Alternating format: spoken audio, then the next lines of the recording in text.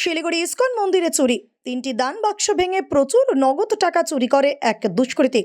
গত 29 তারিখ রাতে এই চুরির ঘটনা ঘটে। গোটা চুরির ঘটনাটি বন্দী হয় সিসিটিভি ক্যামেরায়। 30 তারিখ সকালে শিলিগুড়ি ইসকন মন্দিরের সাধুদের নজরে আসে বিষয়টি। এরপর বিষয়টি নিয়ে নিউ জলপাইগুড়ি থানায় লিখিত অভিযোগ দায়ের হয় ইসকন মন্দিরের তরফে।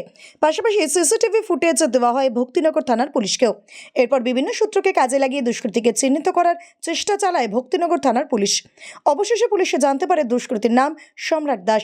অভিযুক্তদের বাড়ি ঘোগমালি এলাকায়। এরপর ভক্তিনগর থানার পুলিশে গতকাল রাতে গ্রেপ্তার করে অভিযুক্ত সম্রাট দাসকে। ধৃতের হেফাজত থেকে উদ্ধার হয় 56,640 টাকা। ধৃতকে আজ জলপাইগুড়ি আদালতে পাঠিয়ে পুনরায় রিমান্ডে নেবে ভক্তিনগর থানার পুলিশ।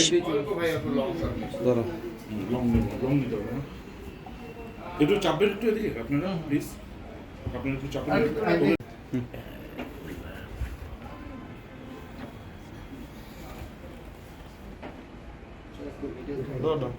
উঠাবেন।